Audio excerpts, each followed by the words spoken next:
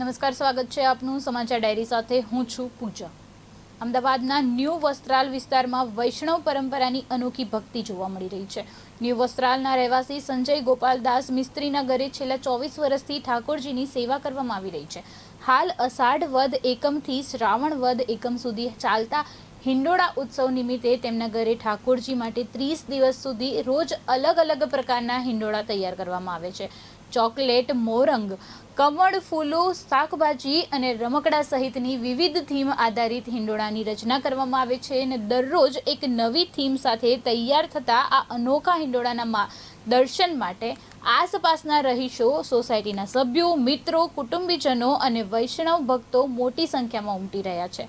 પરિવાર દ્વારા તમામ વૈષ્ણવોને પણ ઠાકોરજીના આ અનોખા હિંડોળા દર્શનનો લાભ લેવા અપીલ કરવામાં આવી છે।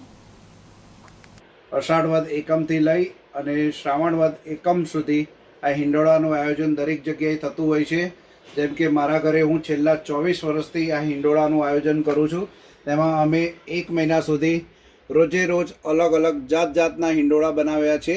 એમાં આજે તમે જોઈ શકો છો, અમે મોરપંખ, મટુકી અને વાંસળી, જે કૃષ્ણ ભગવાનને સૌથી વધારે પ્રિય છે, તેના હિંડોળા બનાવ્યા છે।